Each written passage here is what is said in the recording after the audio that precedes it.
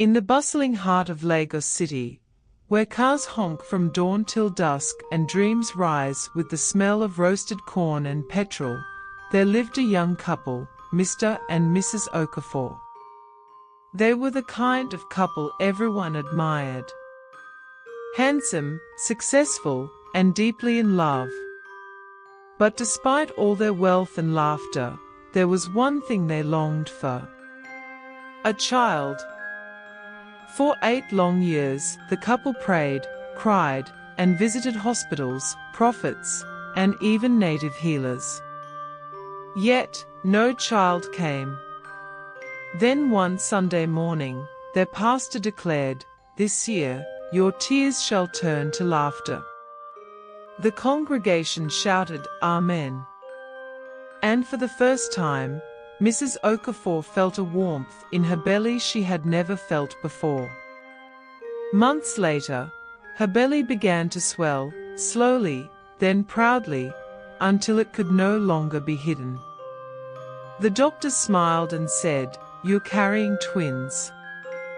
The day the babies arrived, Lagos itself seemed to pause. 2 beautiful girls, identical like mirrors, Ada and Chika. From birth, they were inseparable. They laughed together, cried together, and even spoke in the same tone. When one was sick, the other would feel it too. The whole neighborhood called them the Okafor Angels. But as they grew older, something changed. At school, Ada began to shine. She was sharp, brilliant, always topping her class.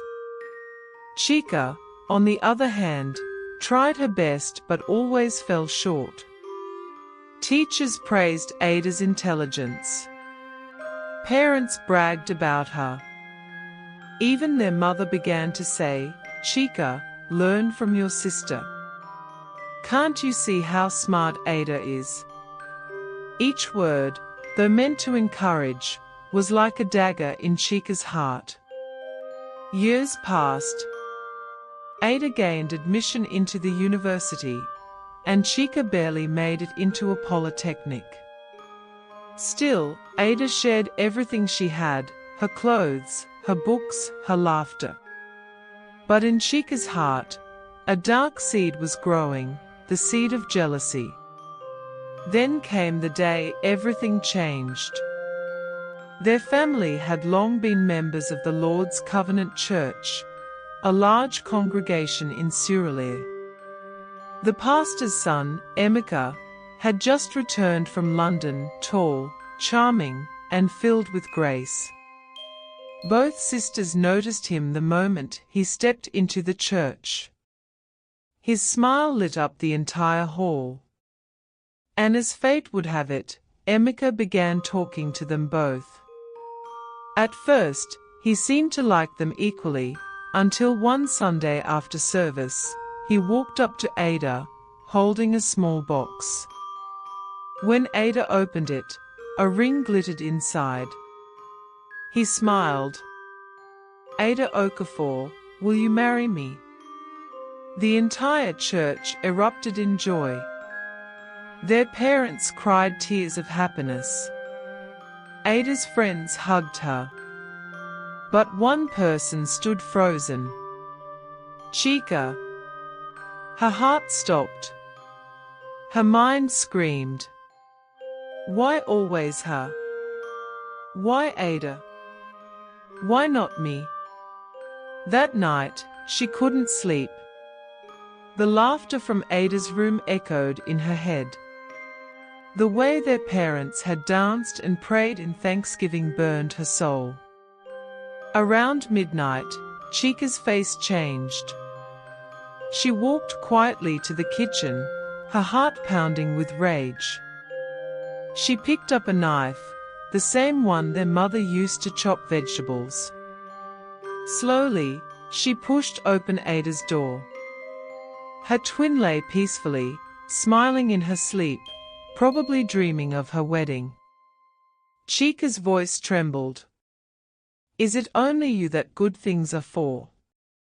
And before reason could stop her, the knife came down.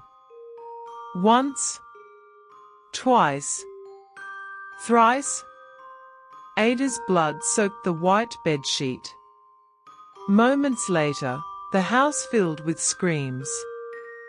Their parents rushed in, wailing, their world shattered. The police were called.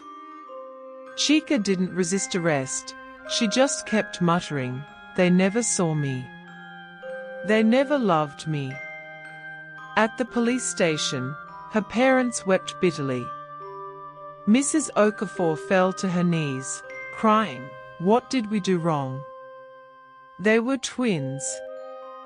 They shared the same womb. The case made the news across Lagos. Twin murders, twin in jealous rage, the headlines read.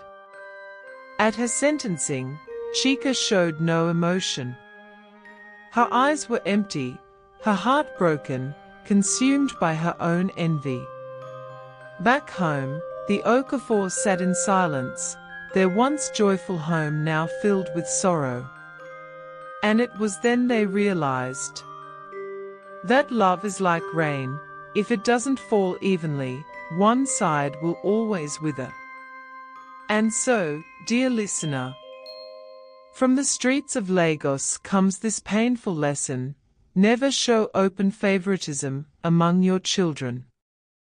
For a single word of comparison can plant jealousy that grows into hatred, and hatred can lead to destruction. In the end, Ada's brilliance and Chika's pain became the story of a home that forgot balance. So remember, never trust anyone completely, not even your twin. Because envy can wear a familiar face,